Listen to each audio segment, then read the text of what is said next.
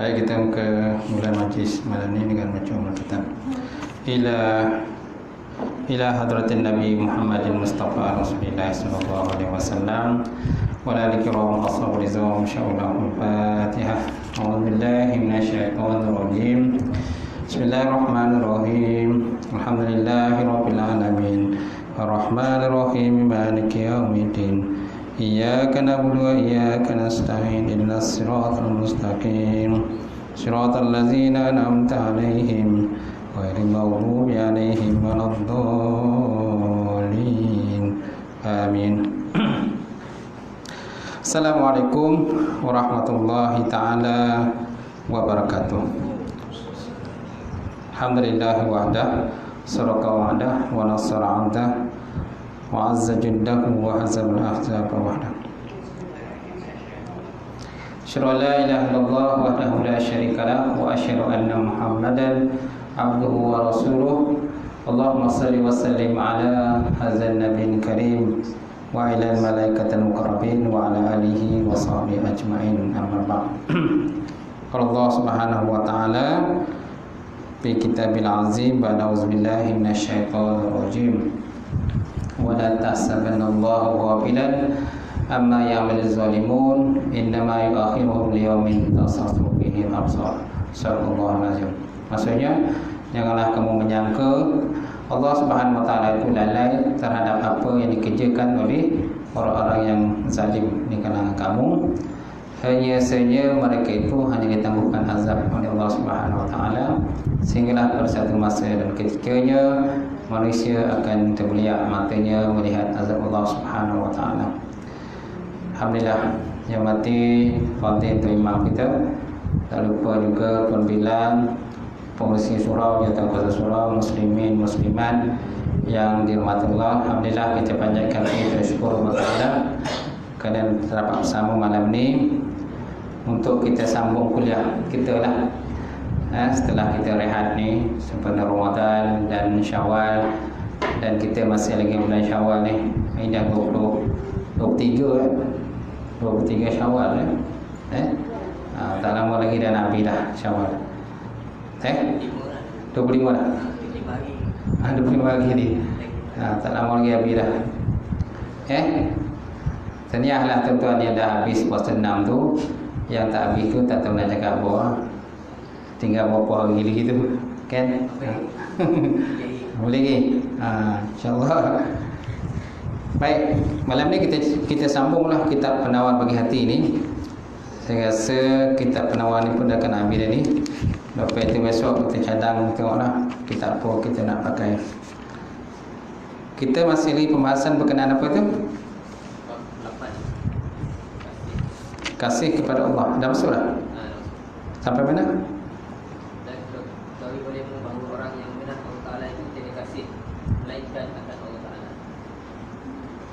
Dan ketahui ilmu. Kau surat 91 kan? 91 Jawi 91 lah. Jawi 91, Rumi 227. 227 kan yang Rumi. Yang sini saya pun tak pasti. Saya belum berdoa lah. Tawakal, kasih pada Allah.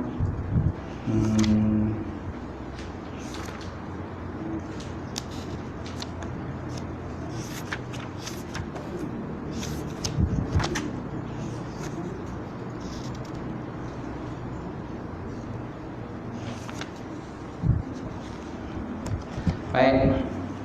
Bismillahirrahmanirrahim. Qala musannifu rahimahullah ta'ala wa nafa'ana bi ulumihi fi darain amin. Telah berkatalah oleh musannif ataupun pengarang kitab, dan telah memberi manfaat akan ilmu dalam dua negara, itulah dunia dan akhirat insyaallah. Dan ketahui olehmu dan ketahui olehmu bahwasanya orang yang mengenal Allah Ta'ala tiada kasih ia melainkan akan Allah. Dan ketahui olehmu bahwasanya orang yang mengenal Allah tiada kasih ia akan sesuatu lah melainkan kasih dia tadi kerana Allah Subhanahu wa taala, bukan kerana lain. Terus Nabi SAW pernah menyatakan barang siapa yang tidak ada Barang siapa yang ada dalam dirinya itu 3 perkara, maka dia mendapat kemenisan iman. Salah satu man kunna fihi wajadah halawatul iman. Dan siapa yang terdapat dalam hatinya 3 perkara, maka dia mendapat kemenisan iman. Betul tak? Yang pertama, ayakun Allah wa rasuluhu ahabba ilaihi mimma siwahuma. Bahawa tidak dia kasih, melainkan kasih itu kerana Allah Ta'ala dan Rasulnya. La yuhibbul mar'a la yuhibbuhu illa lillah. Dan tidak cinta dia kepada sesuatu itu melainkan cinta dia kerana Allah Ta'ala dan Rasul. Maknanya dia letakkan cinta pada Allah Ta'ala dan Rasul itu di atas sekali, selain daripada cinta pada keduanya. Kemudian yang kedua, dia tidak kasih melainkan kasihnya kerana Allah Ta'ala. Dan yang ketiga, ayyakuna, bahawa yukraha ayyauda fi kufri kama yukra ayyuzahu ila nar. Bahawa dia benci kembali kepada kekufuran sebagaimana benci dicampakkan dalam api neraka. Jadi dia kasih itu kerana Allah Ta'ala, bukan kerana benda-benda yang lainlah. Baik. Dan ketahui lima, bahasanya orang yang mengenal Allah Ta'ala tiada kasih ia melainkan akan Allah. Yang ketiga, ayyukra ayyauda fi kufri kama yukra ayyuzaku ila nar. Bahawa dia benci kembali kepada kekufuran ataupun kekafiran sebagaimana dia benci dicampakkan dalam api neraka. Yang kedua, yuhibbal mar'a la yuhibbuhu illa Allah. Tidak dia kasih melainkan kasih dia kerana Allah Ta'ala. Kasih dia kerana Allah Ta'ala. Ayyakun Allah rasuluhu ahabba ilaihi mimma siwahuma. Lebih kuasa mudah. Tidak ada kasih itu melainkan kasihnya ke Allah Ta'ala Rasul. Dan yang selain itu dia jatuh yang nombor 2, nombor 3 dan sebagainya lah. Faham? Baik, kita kembali pada tadi. Dan ketahui olehmu bahasanya orang yang mengenal Allah, dalam bahasa Arab mengenal dalam ma'rifah, ma'rifatullah, mengenal Allah. Tiada kasih ia melainkan akan Allah Ta'ala. Maka jika kasih dia akan yang lain, maka dengan sebab kasihnya akan Allah. Kalau ada kasih yang lain tadi, kasih ini tadi kerana Allah Ta'ala juga, bukan kerana yang lain. Dia kasih kepada isteri dia, dia kasih pada anak dia. Kita memang digalakkan kasih pada isteri dan anak, pada keluarga, ayah, ibu dan sebagainya, memang digalakkan. Tapi kita kasih itu kerana siapa? Kerana Allah Ta'ala juga. Mana mesti dikaitkan dengan Allah Ta'ala. Maka dengan sebab kasihnya akan Allah. Kerana terkadang kasih oleh orang yang kasih akan anak bagi kasihnya, dan keluarganya, dan keluarga kekasihnya, dan hamba bagi kasihnya, dan segala yang dibangsakan kepada kekasihnya. Maka tiap-tiap makhluk itu semuanya adalah hamba kepada Allah Subhanahu Wa Taala. Semua makhluk adalah hamba Allah. Kita hanya hamba Allah Ta'ala. Kita duduk dalam dunia ini hanya sementara saja. Kun fid dunya ka'annaka gharib au 'abidis sabil. Jadilah kamu dalam muka bumi samalah seperti perantau ataupun pedagang. Perantau ataupun pedagang. Macam mana sifat perantau, macam mana sifat pedagang? Biasanya pedagang dia tak akan lama di satu tempat. Lepas tu dia akan pergi tempat mana memperdagangkan. Kecuali kalau orang tu memang dia beli satu kedai. Dia beli satu kedai dan dia menetap di situ kan. Memang dia tak pergi tempat lain. Sepuluh orang ni dia tak menetap satu tempat. Dia tak beli satu kedai. Dia berpindah randah memperdagangkan akan hasil daripada dagangan dia. Itu juga dengan perantau. Perantau pun tak tetap satu tempat. Selagi mana dia tak berkahwin, selagi itu dia tak akan menetap di tempat. Dia akan berpindah ke tempat lain. Baik. Jadi kepada siapa pun yang kita kasih, kepada siapa pun yang kita sayang, semuanya kasih dan sayang tadi adalah kerana Allah Subhanahu Wa Taala. Baik. Ulang semula. Maka jika kasihnya akan yang lainnya, maka dengan sebab kasihnya akan Allah. Kerana terkadang kasih oleh orang yang kasih akan anak bagi kekasihnya, dan keluarga kekasihnya, dan hamba bagi kekasihnya, dan segala yang dibangsakan kepada kekasihnya. Dan tiap-tiap makhluk itu semuanya adalah hamba kepada Allah Subhanahu Wa Taala. Kita adalah hamba, kita bukan Tuhan. Tapi ada di kalangan manusia ni mengaku sebagai Tuhan. Mana dia tuan-tuan? Firaun. Firaun mengaku dia sebagai Tuhan. Namrud mengaku dia sebagai Tuhan. Tapi akhirnya ke mana perginya? Mati juga mereka. Firaun tenggelam di Laut Merah. Namrud, ada yang menyatakan bahawa seekor nyamuk masuk dalam telinga dia, gigit dia. Akhirnya mati kan, disebabkan oleh seekor nyamuk saja, tuan. Nampak? Itulah manusia yang mengaku dia sebagai Tuhan. Baik. Maka jika kasih ia akan Rasulullah sallallahu alaihi wasallam, nescaya kasih ia akan dia kerana bahawasanya pesuruh bagi kekasihnya. Okey. Kalau seorang tadi kasihnya kepada Rasulullah SAW, kita kasih kepada Nabi itu disebabkan bahawa Nabi ini merupakan pesuruh kepada kekasih. Siapa kekasihnya? Allah lah. Nabi ini adalah pesuruh kepada kekasihnya. Siapa kekasihnya Nabi? Iaitulah Allah Subhanahu Wa Taala. Dan kekasih bagi kekasih-kekasihnya. Gitu. Kasih kekasih bagi kekasih. Kita ni, sifat kita ni kasih kepada baginda Nabi Muhammad SAW. Sebelum kita kenal Nabi, kan, sebelum kita diperkenalkan kepada Nabi Muhammad SAW, biasanya kita akan kenal dulu siapa ustaz. Kita kenal dulu pada ulama. Ulama lah yang memperkenalkan kita kepada kita tentang Nabi Muhammad SAW. Betul tak? Kita keluar-keluar tak ada terus direct tahu dah bahawa kan itu adalah Nabi Muhammad SAW. Kita melalui proses mengenal sikit demi sikit, besar, lama-kelamaan besar, akhirnya kita pun fahamlah, kenapa kita kena sembahyang, kenapa kita kena selalu selawat kepada baginda Nabi Muhammad sallallahu alaihi wasallam. Kita lahir dulu tahu ke? Tak tahu. Tak tahu apa pun. Kita waktu lahir dulu, kalau kita lelaki, contohnya ayah kita akan azankan kita. Kalau anak perempuan, biasanya ayah akan qomatkan. Kan? Kita tak tahu apa pun lagi berkenaan dengan Nabi Muhammad sallallahu alaihi wasallam. Tetapi bila kita masuk alam persekolahan, masuk darjah 1 sekolah agama, kan, masuk tingkatan 1, lama kelamaan kita pun tahulah, kenapa kita perlu kasih kepada baginda Nabi Muhammad sallallahu alaihi wasallam. Kan? Jadi kita tahu tu berdasarkan kepada apa yang diceritakan oleh guru kita, apa yang diceritakan oleh alim ulama, apa yang diceritakan oleh ustaz, ustazah dan sebagainya, kan. Kalau seandainya kita tak diperkenalkan oleh mereka, kita pun jahil, tak tahu apa. Faham kan? Dan jika kasih ia akan sahabat radhiyallahu ta'ala anhum, maka kerana bahasanya mereka itu kasih akan pesuruh Allah Subhanahu Wa Taala. So kenapa kita kena kasih kepada Nabi? Kenapa kita kena kasih kepada sahabat radhiyallahu ta'ala anhum? Kerana mereka pun kasih kepada baginda Nabi Muhammad SAW. Nabi Muhammad pula kasih kepada Allah Subhanahu Wa Taala, dan Allah pun kasih kepada baginda Nabi Muhammad SAW.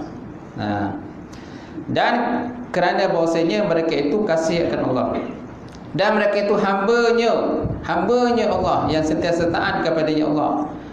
Dan jika kasih ia akan makanan, maka kerana bahasanya menguatkan ia akan badan. Kenapa kita kasih pada makanan? Kerana dengan makanan tadi kita akan dapat tenaga. Kalau kita tak makan, sudah tentu kita tak ada tenaga. Nak kerja pun tak ada tenaga, tak larat nak kerja, kan, kerana tidak ada makanan. Jadi kenapa kita makan? Kerana dengan makan tadi memberikan sumber tenaga pada kita untuk kita beribadah kepada Allah Ta'ala. Bukan kita suka makanan tadi disebabkan oleh semata-mata nafsu lah. Memanglah masing-masing ada nafsu nak makan. Tak ada nafsu, macam mana nak makan, tu tak?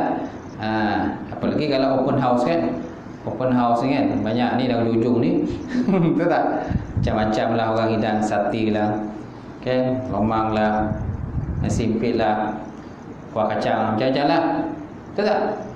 Rendang tu macam-macam. Okey, kan tak makan kan pula cerita lah. Tengok je kan. Takkan tengok ya ustaz. Makanlah kan. Makan. Orang dah hidangkan tu makanlah. Betul tak? Memang habis. Tapi janganlah orang kata melampaui batas. Makan boleh tapi jangan melampaui batas. Ada had di sini. Makan pun ada had juga. Perut pun kita pun dia ada dia punya had dia makanan dia. Tak boleh semua benda kita nampak depan mata tu semua kita makan. Kalau pun laos tuan biasanya banyak tak makanan. Banyak. Sampai 20 jenis makanan kan. 20 jenis makanan. Mana satu nak makan? Takkan semua kita nak makan. Tak? Tak ada semua nak makan dah Ustaz.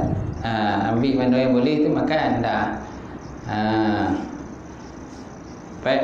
Kemudian dan jika kasih ia akan makanan, maka kerana bahawasanya menguatkan ia akan badannya pada mengerjakan perintah Allah Subhanahu wa taala.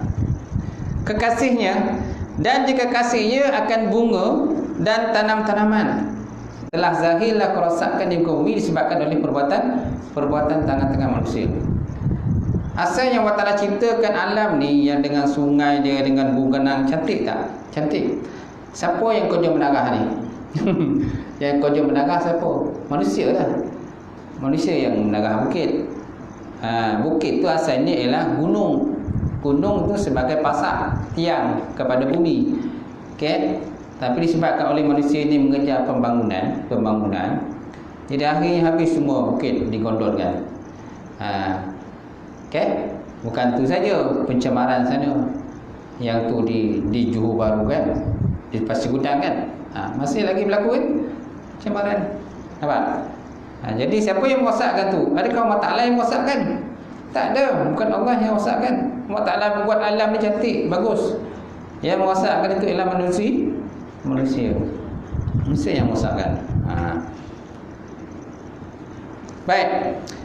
Dan jika kasih akan bunga dan tanam-tanaman, memang kita digalakkan kasihkan pada bunga, tanam-tanaman, sungai, cahaya dan segala rupa yang elok, maka semuanya itu perbuatan Allah. Mana semua adalah ciptaan daripada ciptaan Allah Subhanahu wa taala.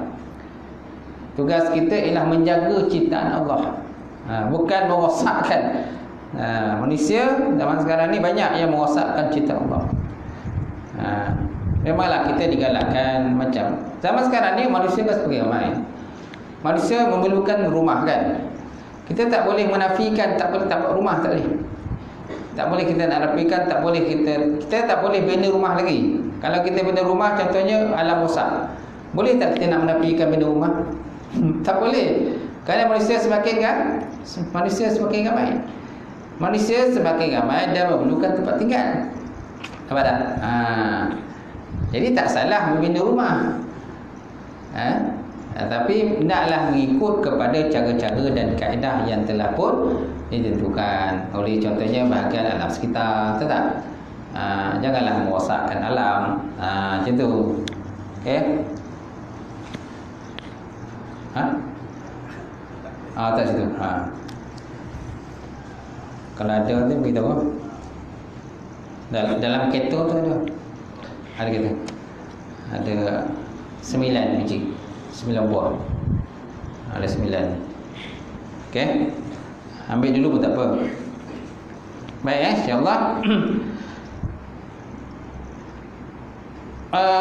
Maka kerana semuanya perbuatan Allah dan menunjuk atas keesaannya dan kekuasaannya Allah, dan memperingat akan segala sifat keelokannya dan juga kebesaran Allah, dan jika kasih ia akan orang yang perbuat kebajikan baginya dan akan guru yang mengajarnya, maka kerana mereka itu wasitah perantara antaranya dan antara kekasihnya pada menyampaikan ilmu. Nampak? So kenapa kita kena kasih pada guru? Kenapa kita kena kasih pada ulama? Kenapa kena kasih ustaz dan ustazah kan, yang mencurahkan ilmu kepada kita, memberikan ilmu kepada kita kan, tokoh-tokoh agama, cendekiawan Islam. Okey, pejuang-pejuang agama Islam dan sebagainya. Kenapa kita kena kasih pada mereka?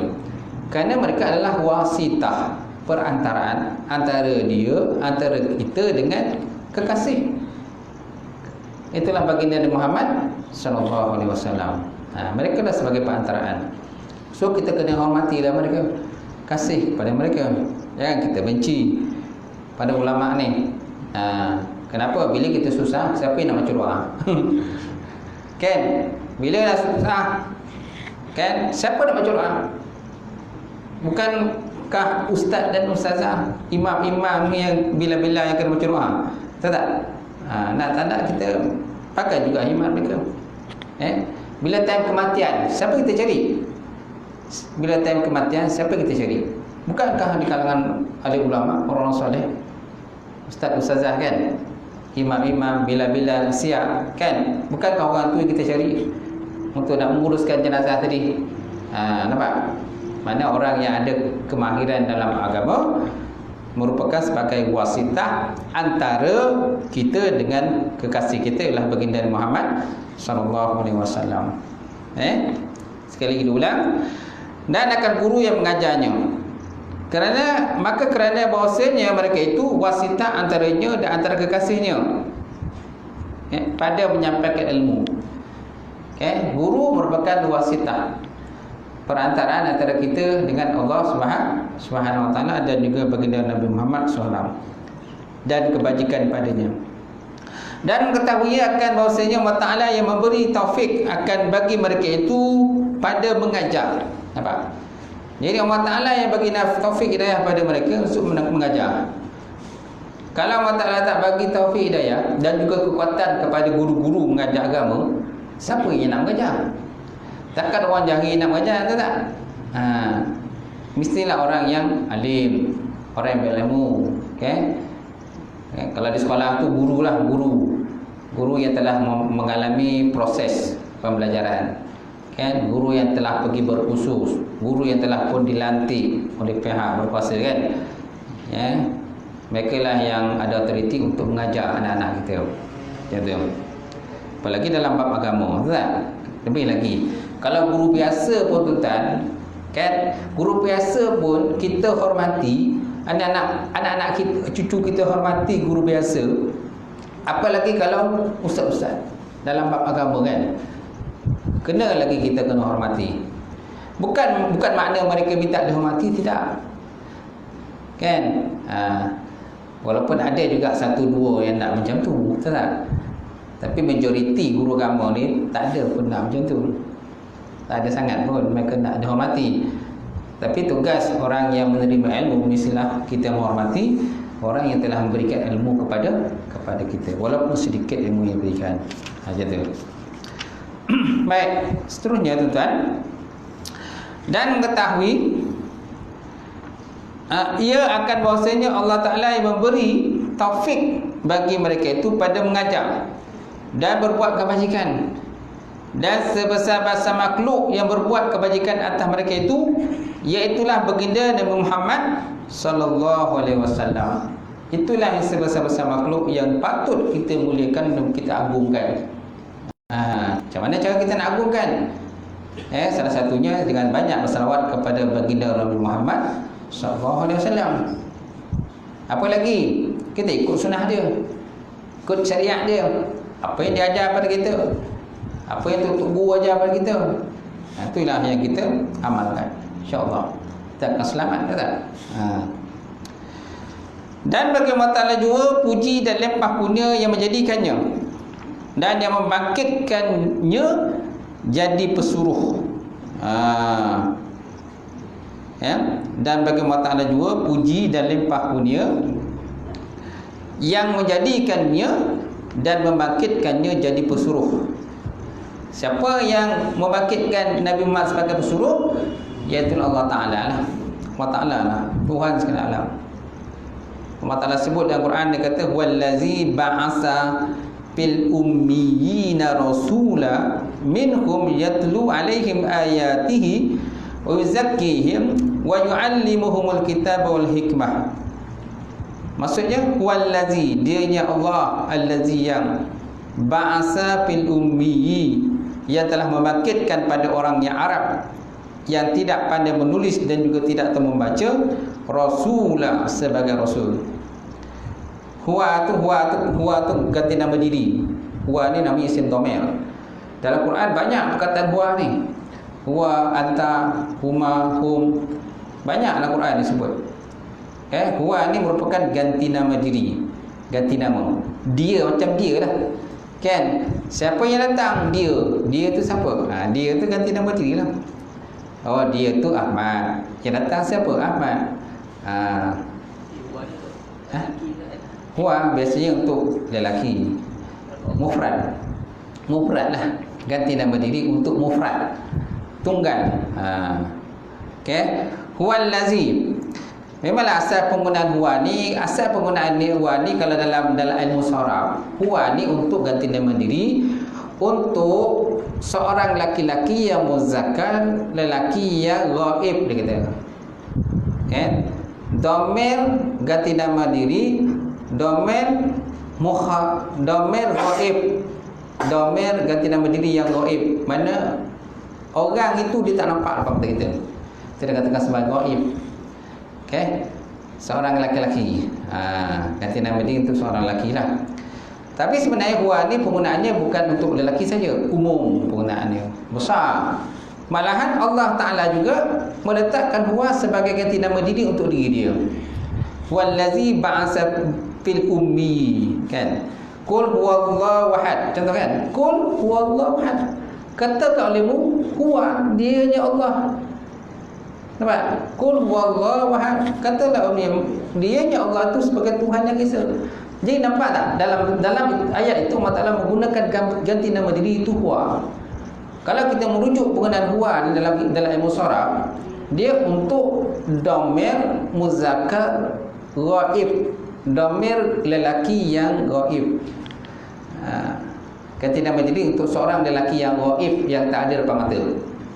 Itu asal penggunaan dia lah. Tetapi dalam Quran juga Allah Ta'ala menggunakan ganti nama diri untuk diri dia sendiri. Jadi maknanya penggunaan huwa ni luas. Luas penggunaan dia. Bukan untuk manusia saja. Allah Ta'ala juga menggunakan ganti nama diri begitu. Baik. Wallazi ba'atha fil ummina rasulah. Dianya Allah Ta'ala tadi yang telah membangkitkan pada orang-orang yang ummi. Maksud orang ummi ni orang Arab yang tak tahu membaca dan menulis. Rasulah akan sebagai rasul. Minhum daripada mereka tadi, yatlu alaihim ayatihi, yang membacakan atas mereka tu ayat-ayatnya Allah. Jadi tugas rasul tadi membaca ayat-ayat Allah, menyampaikan syariat kepada orang Arab tadi.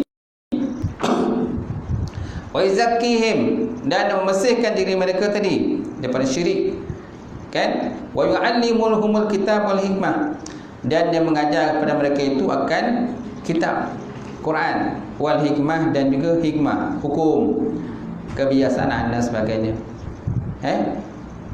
Itulah kata ciri yang ada kepada seorang nabi ataupun seorang rasul. Tugasnya begitulah. Sebablah kalau tuan-tuan lihat, sifat yang wajib bagi nabi ada 4 kan. Siddiq, tabligh, fatanah, amanah. Siddiq, tabligh, siddiq, amanah, tabligh, fatanah, kan? Okey, di situ ada sifat apa? Tabligh, menyampaikan. Okey, tugas nabi dan rasul ialah menyampaikan. Tugas kita pun sama juga lah. Kita termasuk juga, kalau kita mewarisi tugas pada nabi dan rasul, macam mana nabi dan rasul itu menyampaikan, kita pun termasuk dalam kumpulan orang yang menyampaikan juga. Apalagi kalau para ulama. Al-ulama warasatul anbiya. Nah, ulama itu ialah pewaris nabi. Macam mana tugas nabi, macam itulah tugas ulama. Kata. Macam mana tugas nabi, macam itulah tugas ulama. Kerana ulama itu ialah pewaris nabi. Kalau kita nak jadi pewaris nabi, mesti ada ciri-ciri seorang ulama, orang yang alim. Macam mana nak alim? Kena belajar. Belajar. Kalau malas belajar, memang takkan alim lah. Sampai bila pun tak alim. Cuma nak belajar, kan, mestilah antaranya ialah tul zaman, panjang masa. Nak jadi alim, mestilah panjang masa. Tak boleh kita alim dalam masa yang singkat. Tak boleh alim dalam masa yang singkat. Nak alim ni mungkin panjang masa, tulul zaman, panjang masa. Kemudian cerdik. Nak alim pun mesti cerdik. Kemudian apa lagi, tuan-tuan? Kan? Kita mesti ada kewangan ataupun biaya. Nak mengaji lama mesti ada duit belanja. Tak ada duit belanja memang payah nak mengaji, kan? Mesti ada perbelanjaan barulah kita boleh mengaji. Penaja, sponsor, kan? Macam tu. Okay? Kemudian nak jadi alim lagi mesti ada bimbingan daripada guru. Bimbingan daripada guru. Kalau tak ada bimbingan guru, macam mana nak jadi alim? Mengapa je lah. Pada siapa yang tidak ada guru, maka syaitan tu menjadi guru bagi dia. Syaitan jadi guru bagi siapa yang tak ada guru. Betul tak? Baik, sambung lagi Artinya, ia juga Tuhan yang membangkitkan kepada orang Arab yang tiada pandai menulis dan membaca kitab akan pesuruh daripada mereka, iaitulah Muhammad sallallahu alaihi wasallam. Membaca ia atas mereka itu akan Quran. Okey? Dan membersihkan ia akan mereka itu daripada sifat syirik. Wa yuzakkihim tadi. Nampak tak perkataan wa yuzakkihim? Maknanya membersihkan jiwa mereka daripada sifat syirik kepada Allah. Dan mengajak ia akan mereka itu akan Al-Quran. Wa yu'allimuhumul kitab wal hikmah. Dan mengajak ia akan mereka itu akan Al-Quran dan segala hukum yang di dalamnya. Maka tidak ada Rasul itu melainkan hamba Allah yang disuruh menyampaikan perintah Tuhannya. Jadi Nabi, daripada Nabi dan Rasul pun merupakan sebagai hamba juga macam kita. Itu sebab ada satu sifat yang harus pada Nabi dan Rasul. Apa dia, tuan-tuan? Sifat yang harus pada Nabi dan Rasul ialah bersifat dengan sifat-sifat manusia. Basyariah, sifat-sifat manusia. Makan, minum, berkahwin. Okey? Kerana Nabi Rasul ini bukan malaikat, bukan golongan malaikat. Mereka juga perlu pada makan, mereka juga perlu pada minum, mereka perlu juga berehat, tidur, berkahwin, beranak pinak dan sebagainya, buang air, semualah. Okey? Cuma lebihnya mereka mempunyai martabat yang tinggi di sisi Allah Subhanahu wa taala. Baik. Kemudian seperti Allah Taala sebut dalam Al-Quran, wa ma 'alal rasuli illa al-balagul mubin. Wa ma 'alal rasul illa balagul mubin. Tidak ada atas pesuruh itu melainkan menyampaikan yang nyata dan juga yang terang. Illa al-balagul mubin. Tiada atas rasul itu mesti melainkan dia itu menyampaikan. Dia tak boleh menyembunyikan. Kalau Nabi lain sikit. Kalau Nabi dia tak perlu menyampaikan. Kalau mereka nak menyampaikan pun tak ada masalah. Betul tak? Kalau Rasul wajib mereka menyampaikan. Wajib menyampaikan. Okey? Kalau kita menyampaikan sebagaimana yang pada Rasul menyampaikan, jadi kita mewarisi akan ciri-ciri yang ada kepada para Nabi dan juga para Rasul itu. Mana baik? Okey? Allah Ta'ala sebut dalam Quran, dia kata wa man ahsanu qawlan. Allah Ta'ala sebut wa man ahsanu qawlan mimman da'a ila Allah wa amila salihah faqala innani minal muslimin. Apa maksudnya, tuan-tuan? Wa man ahsanu qawlan, siapakah yang terlebih baik nisbah perkataan dia? Siapakah yang terlebih baik nisbah ucapan dia? Mimman da'a ila Allah, daripada orang-orang yang menyeru kepada agama Allah Subhanahu wa taala. Wa amila salihah, di samping itu menyeru kepada mengerjakan amalan soleh. Faqala innani minal muslimin, maka dia dan mereka berkata, innani, semuanya aku daripada golongan orang yang muslim. Orang yang muslim. Nampak? Jadi terang dan jelas Allah Ta'ala sebut Al-Quran, maknanya orang yang suka menyampaikan ni ialah orang yang terbaik. Ada lagi ciri terbaik, takwa, kan? Tapi nak sebut ini antara beza orang menyampaikan, orang tak menyampaikan. Beza, kan? Wa man ahsanu qawlan mimman da'a ila Allah tadi. Siapakah yang terbaik perkataannya daripada orang yang menyeru kepada agama Allah? Takkan ada lagi dah. Malaikat orang menyeru kepada Allah Ta'ala tu dah terbaik. Tapi sifat-sifat itulah kadang-kadang kita ni malih nak buat, betul tak? Malih nak buat. Kenapa malih buat? Letak dia lah. Kan kita tahu kan dia marah. Kan? Macam-macam lah lagi lah. Ataupun mungkin kalau saya cakapkan mungkin dia tak terima. Ataupun mungkin macam-macam lah kemungkinan. Tanggapan-tanggapan yang tak baik pada kita ni. Bila kita menyampaikan perasaan kita, biasanya kadang-kadang perasaan kita tu, kalau aku sampaikan dekat kita tu, mungkin dia marah, mungkin dia tak datang-datang lagi ke surau. Mungkin tak datang lagi ke surau dia. Jadi saya boleh nak menyampaikan, kalau saya sampaikan lepas ni mungkin tak nampak lagi batang hidung ke surau ni. Jadi biarlah. Betul tak? Biasa macam tu kan. Kita banyak begitulah. Kita suka bermain dengan perasaan kita, betul tak? Kita suka bermain dengan perasaan kita. Biarlah hantarlah dia. Kan tunggu kan mungkin dia tak akan datang lagi. Kan gitu. Tak payah tunggu. Itu biasalah tu. Biasalah perasaan gitu. Ada manusia kadang-kadang dia suka kalau kita tegur dia. Kayak kenapa kau tak tegur, kau buat salah? Kau diam je. Patutnya kau tahu lah dia kalau dia buat salah. Nampak? Itu antara ciri orang yang baik. Bagus kan? Mana dia minta sahabat dia, kalau dia buat salah, dia minta sahabat dia tegur. Macam tu. Yang kita ni pula, kalau aku tegur kan mungkin dia marah ke dia. Kalau dia tegur dia kan mungkin dia tarik muka. Mungkin dia takkan cocak lagi ke surau ni dia. Macam-macam lah perasaan gitu. Ataupun mungkin kita tahu kan mungkin dia tuang muka dia ni. Dia tuang muka dia kalau aku tegur. Macam salah perasaan kita kan. InsyaAllah. Nak tegur tak nak, tengoklah apa keadaan dia. Tegur berhikmah tak? Tegur cara baik kan? Tegur cara baik. Tak tegur pun tak boleh. Betul tak? Kalau tak tegur kan sampai bila berlanjutan lah benda tu. Dia akan sentiasa lawan tu dalam kesilapan dan kesalahan. Silap dan salah. Okey? Jadi tugas kita lah menegur. Ataupun mungkin Allah Ta'ala nak bagi taufik daripada dia, mungkin dia akan sedar sendiri. Ada juga kadang-kadang. Kita tak tegur pun, tapi alhamdulillah dia sedar sendiri. Mungkin kita buat contoh-contoh yang mungkin suasana yang mungkin boleh menimbulkan perasaan kesedaran pada dia.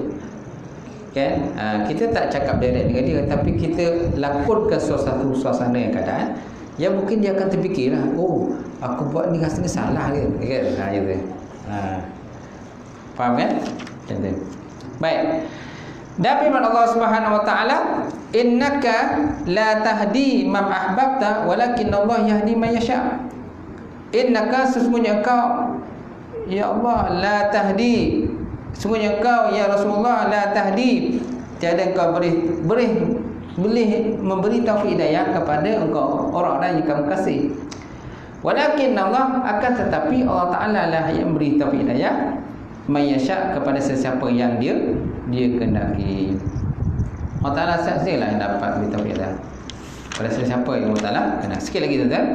Dan firman Allah Ta'ala, Wara'aitan nasa yadkhuluna fi dinillahi afwaja fasabbih bihamdi rabbika wastaghfir innahu kana tawwaba. Surah apa ni tuan-tuan? Surah Fajr. An-Nas. Kan iza jaa nas. Nampak? Iza jaa nasrullahi wal fath. Apabila telah datangnya bantuan dan juga pertolongan daripada Allah Ta'ala. Wara'aitan nasa yadkhuluna fi dinillahi afwaja, dan kau melihat manusia berbondong-bondong masuk dalam agama Allah Subhanahu wa taala. Fasabbih, maka bertasbihlah, bihamdi rabbik, dengan memuji Allah Subhanahu wa taala. Wastaghfir, dan minta ampunlah pada Allah.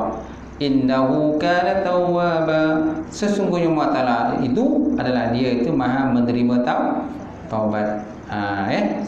Ini ayat berkenaan kan terdapat satu masa dan ketikanya kamu akan melihat manusia akan berbondong-bondong masuk dalam agama Allah Subhanahu wa taala. Ayat ni asalnya turun berkenaan dengan kisah kan Nabi dengan Islam telah mendapat sambutan dalam perjuangan Nabi masa tu. Okay? Manusia masuk ramai pada Islam. Dan juga kaitan dengan Fathul Mekah, pembukaan kota Mekah. Okay? Di mana Nabi kembali semula ke Mekah setelah berada di Madinah begitu lama, bertahun duduk di Madinah. Akhirnya Nabi pulang semula ke tanah kelahiran baginda Nabi SAW, iaitulah Makkatul Mukarramah. Dan umat manusia ramai berbondong-bondong masuk dalam agama Allah Subhanahu wa taala. Gitu. Artinya dan melihat engkau akan manusia masuk mereka itu dalam agama Allah satu jemaah. Kemudian daripada masuk mereka itu seorang demi seorang, maka mengucap tasbih oleh kamu dengan memuji Allah. Bila kamu nampak manusia berbondong-bondong masuk agama Allah, naklah kita bertasbih kepada Allah Subhanallah, dan wastaghfir, dan minta ampun oleh kamu akan dia kan Allah, kan? Kerana Allah SWT itu sangat menerima taubat tuan. Maka menampatkan Allah Ta'ala akan Rasulnya SAW pada satu mata memandang sahaja. Satu mata pada pangkat mata memandang sahaja. Maka berfirman ia, apabila kau melihat hamba Allah masuk dalam agama Allah, maka berkata mereka itu dengan kepujian Allah, tiada dengan kepujianku. Nampak? Naklah kamu puji Allah, bukan puji aku, kata Nabi. Dan dia ialah makna tasbih, dengan memuji Tuhannya. Okay? Jadi kita digalakkan bila nampak orang masuk Islam, kita banyakkan puji alhamdulillah. Segala puji bagi Allah Subhanahu wa taala. Maka jika berpaling hati engkau kepada diri engkau dan usaha engkau, maka minta ampun olehmu akan dia, supaya menerima taubat ia akan engkau. Berkata akan dia oleh Hujjat Islam, iaitu Imam Al-Ghazali dalam kitab Al-Ba'in namanya. Kitab Al-Ba'in fi Usuluddin. Nama kitabnya kitab hadis 40 pada menyatakan masalah agama. Dan tak kala adalah setengah daripada alamat kasih akan Allah, redha dengan qadanya, maka hamba iringkan akan bab kasih ini dengan bab redha dengan qada Allah Subhanahu wa taala. Jadi dah habis dah bab kasih kepada Allah ni, maka masuk pula bab qada, redha dengan qada Allah Subhanahu wa taala, redha dengan pemberian Allah taala. Insya-Allah. Ya. Cukuplah sekadar tu tuan pengajian kita permulaan kan setelah lama cuti ni. InsyaAllah kita ada berapa bab lagi tu? Bab 9, bab 10. Bab 10 habis. Habis dah? Okey, tinggal bab 9. Bab 9, bab 10. Lepas tu habis dah tu. Habis dah bab penawar hati ni, kitab ni insya-Allah tak lagi habis ke. Lepas tu kita kenduri habis tamat ni, kita khatam kan, potong nasi kau kambing kenduri. Saya ngaji tu kan, kalau khatam satu kitab mushaf, memang kita orang buat kenduri. Saya ngaji pondok dulu. Okey, tamat satu kitab. Kata macam kitab Yanat Talibin. Yanat Talibin tu dia ada 4 jilid besar-besar. Satu kitab tamat kan, share lah. Share lah tak sikit duit. Boleh sikit kambing, boleh buat masak lah. Kan buat kenduri lah. Tolong. Bila habis satu kitab, kan senang nak habis kan. Wallahu alam. Baik, ada soalan tak? Pertanyaan ada? Tak ada? Ada yang nak kitab ni? Ada? Nak order? Satu? Ada dalam kereta. Ni saya buat contoh je. Yang dalam kereta tu dalam plastik lagi. Dalam plastik belum apa lagi. Belum buka. Buku daging.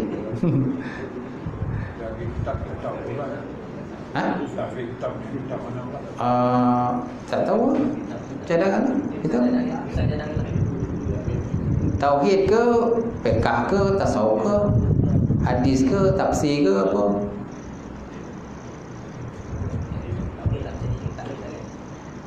Ini akhlak tasawuf. Nabi boleh tasawuf. Akhlak kan? Yang ini kan? Yang ini fiqh, tauhid ada dah. Tauhid tak payahlah sebab banyak tempat sengaja tauhid. Banyak sangat tempat sengaja tauhid. Sengaja ambil. Kita alihlah tasawuf. Ya? Tasawuf semoga tuan-tuan jadi orang tasawuf lah. InsyaAllah. Kita apa ya? Minhaj Abidin. Minhaj Abidin Imam Ghazali. Bagus juga kita tu. Tujuh Aqabah, 7 gunung. Gunung Syukur, Gunung Sabar, ada 7 gunung lah.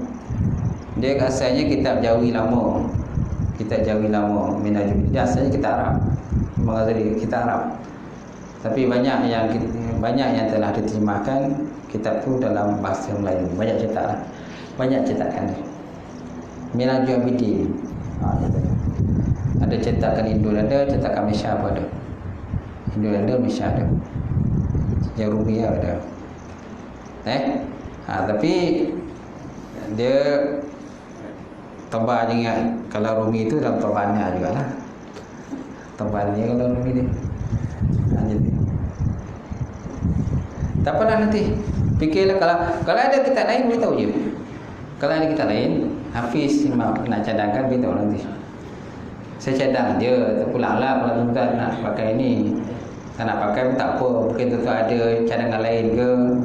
Mungkin ada kitab lain yang pernah belajar tapi tak tamat-tamat. Tak kata-kata kitab tu. Ada juga kadang ustaz dulu dia buat kitab tu. Lepas tu ustaz tu dah tak ada. Siapa sakit ke, jadi tergenala. Dia tak ada siapa nak sambung kitab tu. Dia tengoklah. Ataupun nak cadang kitab lain ke, pulanglah. Wallahualam. Habis A'udzubillahi minasyaitonirrahmanirrahim. Alhamdulillah wassalatu wassalamu ala asyrofil mursalin wa ala alihi wasahbihi ajmain. Allahumma zidna ilman nafi'an wa yaqinan shadiqan wa taqabbal rizqan halalan barakatan kasra wa sayyana fataya alim wa lana qulubana bi nuri ma'rifatika wa ta'ala ta'rifin. Allahumma hfidhna fi din Allahumma fakana fi din. Allahumma zidna hazal jam'al marhumah wa tafarraqana tafarraqan ma'suma. Rabbana atina fid dunya hasanah wa fil akhirati hasanah wa qina azabannar. Subhana rabbika rabbil izzati amma yasifun wa salamun ala mursalin. Qabalallahu minkum minkum. Untuk makluman semua, selepas Isyak ni saya jemput kepada Ustaz dan semua imam ke rumah saya. Ada betul kata Ustaz itu rumah saya. Ada jamuan raya malam ni. Last minute je lagi. Jadi minta tuan-tuan dan perempuan dengan imam perempuan sekali, walaupun sebuah ada makanan, kita bawa sekali lah. Bawa sekali rumah saya ni untuk makanan perempuan. InsyaAllah. Terima kasih.